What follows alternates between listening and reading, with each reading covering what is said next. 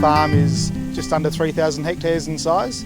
I'm the third generation farmer in the lower southeast for our family. Feels good to know that Dad's built up our business from when I was a young child to now that I'm starting to run our business, and to see the growth there, and hopefully that'll keep progressing for the future. We farm in the lower southeast, which is a Mediterranean climate, so we have cool wet winters and hot dry summers. The majority of our rainfall falls in the winter and spring.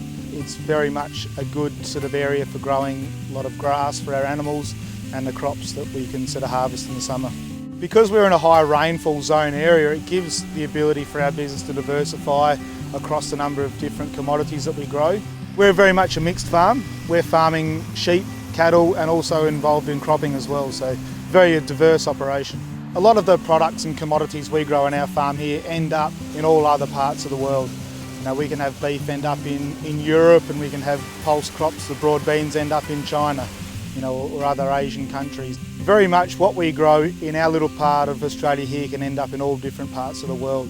We try and run our farm as a system. Everything works together, so we'll generally put our crops on our better soil. So a heavy black country will get the crops on it because that's where it'll be the most productive country. Some of our land also has trees on it as well, so that the timbered country will provide shelter for the livestock, so they generally is where our livestock are run on timbered areas. When our family first took up this land here, and when it was settled post-Second World War, a lot of land clearing happened. And I think that was good because it opened up this country and allowed us to farm it far more efficiently. But also as well with that, we've obviously planted a lot of trees as well to sort of put back into the environment what we have taken out. But we're strategically planting trees along fence lines and as also as shelter belts for our animals. For us, the Angus cattle is a great breed. It does well in our environment, and it's a breed that the consumer wants. So we run Angus cattle in operation, and we find that they're really profitable. We run a first cross ewe flock, turning off a second cross lamb. We go for that breed and that type because that gives us the best growth rates in the animal to then be able to get them from birth to a slaughter weight as soon as possible. The wool is a great byproduct for our meat production. We'll traditionally shear in the springtime, and then a lot of that wool will be used for various products. So some of the broader wool will be used in carpets, and then some of that finer wool will be used in various clothing and also in bedding products as well. The majority of our broadacre dryland crops are planted in the autumn and harvested in the following summer. Wheat and broad beans are our two big crops, and then we substitute barley and canola, and we've also got some irrigation. Some of our irrigated crops are irrigated carrot seed, which you can see in the background.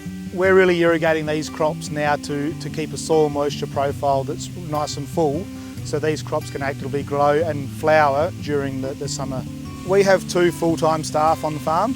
We're very proactive in employing younger people on our farm.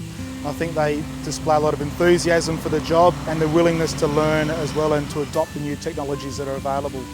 Also have some younger people that are doing a school-based apprenticeship out here as well. So I think it's great to make that linkage with what we're doing on farm here with what people are learning in the classrooms. Something that I've always been taught, and I think it's a great thing to do, is you always want to leave that land in better condition than when you took it over.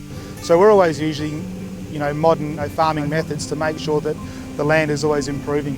All of our tractors and harvesters and other machines have all got GPS technology, and the main thing we're using for that is the auto steering capabilities, where that just gives that tractor, it takes the issue of the operator having to steer that driving down a paddock out, and it just gives us greater efficiencies. The technology is advancing so quickly nowadays that we have to be up to speed with what's available technology-wise, whether it be in yield mapping with harvesting equipment or auto section control with boom sprays. And now even our irrigators have got GPS on them, and now we're monitoring them remotely via iPads to know where they are and how they're going. I think sustainability is a crucial part of this business. It's what will allow us to farm into the future, and it won't only allow my generation to farm profitably, but it'll also allow future generations to farm profitably.